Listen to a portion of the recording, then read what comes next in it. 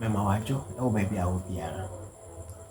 Ɛnɛ dɛ nso mema wakɔ aba kɛseɛ paa ɛde ba saa channel wei so.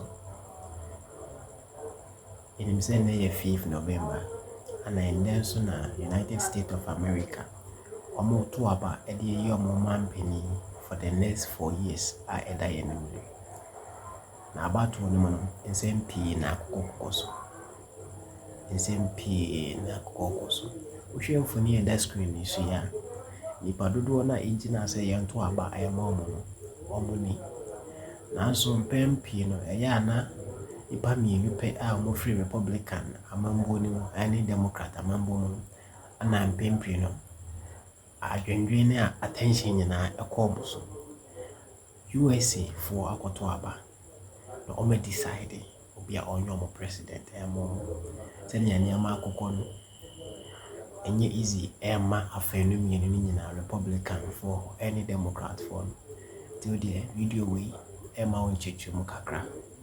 Hearing about Dixville and what was happening over there, and actually look, this is the map for what's going to happen tonight, and you can see actually those 6 votes are already in, they're already in, so those first 6 votes that are counted have been added to this, and this will update throughout the night. Of course, 6 votes here isn't going to make the difference, but actually it's not about the total number of votes at all. It is about this road to 270 electoral college votes. That is the way the US system works. 50 states, they all get these electoral college votes depending on the size of the state, and that's what we're interested in. If you get enough of those out of the 538, you need 270, and that's what wins the presidency. So you can see you get big states like New York, Florida, Texas, California with its 54 votes, or small ones like Alaska, just 3 votes.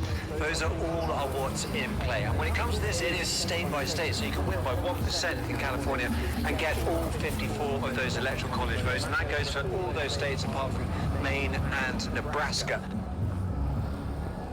So those are written which have proportional representation. So that's why we keep talking about this road to 270. It is perfectly possible to win the presidency, get to 270 without winning the popular vote. That's what happened in 2016 where Hillary Clinton, she got more votes than Donald Trump, nearly 3 million more votes, but Donald Trump won because he got more than 270 electoral college votes.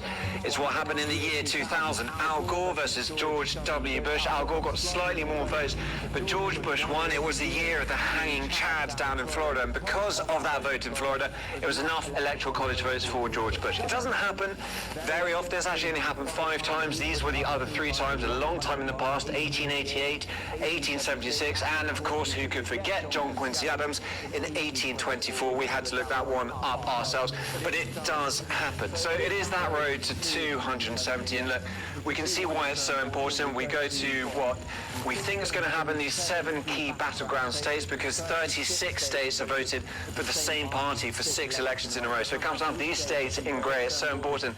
And you can see why it happens. So this is a sort of what-if game. These key battleground states, we haven't assigned them 93 electoral college votes. And if you look at the polling, what's happening at the moment, again, all these polls are within the margin of error, so it could go either way for each candidate. But right now, the polling suggests that Donald Trump is ahead in Georgia. So put that in his pile, put Arizona there too, and put North Carolina. That takes him up to 262 electoral college votes. Not enough to win. Let's do the same for Kamala Harris. Nevada, slightly ahead in the polling. Wisconsin and Michigan here. That takes her up to 257. Again, not enough to win it. So what happens if you give Pennsylvania to Donald Trump, 281 electoral college votes, and he becomes president again? Or if we go over and give it to Kamala Harris, that takes her over the 270 line. So we'll see all those votes coming in, but it is about this road to 270 that is absolutely crucial today and perhaps in the days to come.